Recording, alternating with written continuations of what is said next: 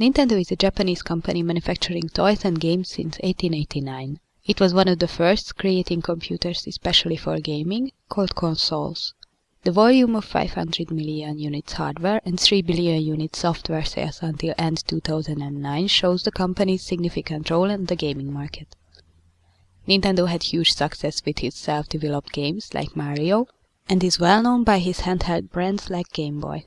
The company's success was unbreakable until 2000, but the new millennium took new challenges to the gaming market. Competitors like Sony and Microsoft tapped into the same market segment and started growing both in sales and profitability. Nintendo failed to keep track with the new waves and experienced a reasonable fall in its share price until 2005.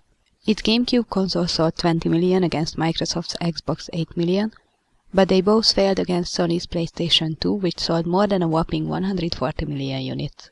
In 2006, a new round had started for all three competitors. Microsoft and Sony were ready with next-generation consoles and the Blitzkrieg strategy. Very strong multifunctional hardware and gorgeous visuals for the realistic gaming experience requested by the target audience, who are mostly males, aged between 10 and 35. The strong and expensive hardware meant that every A-category game had to be prepared like a Hollywood superproduction. It required several years of development with hundreds of experienced staff members, demanding plenty of resources. While Sony and Microsoft went into the sales war, Nintendo was thinking on how to break this cycle and start his own by providing new experience for gamers and create a way of entertainment for a so far untargeted segment: the families, the elders, and the very young ones.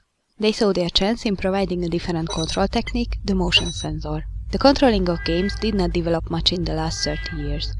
You need to push buttons on a controller to be involved in a game. Though motion sensor was nothing new, it has been available for decades at that time. Elementary examples of it were already launched in Microsoft Flight Simulator 2. Even if it was not expensive, it was designed mostly for geeks who were familiar with informatics and had the time and the knowledge on how to set up and maintain complex hardware solutions. Solely Nintendo saw the possibility here.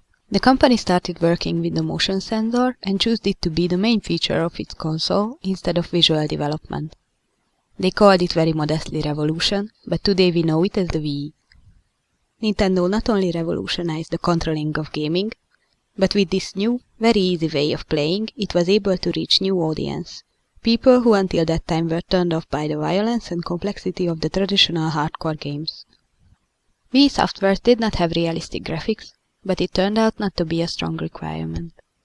Instead of being very complex and violent, these games provided common entertainment for the members of the family, giving special experience by the new way of controlling. Simple but funny games involving a wide range of new gamers meant a significantly bigger market than the one of the so-called hardcore gamers. The lower hardware requirements, even with the motion sensor, meant less resources demanded in the manufacturing.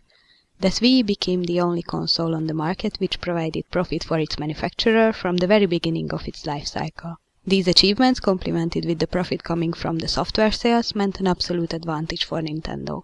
The result was clear. By reaching a new audience and by applying the motion sensor, the company could outsell the competitors.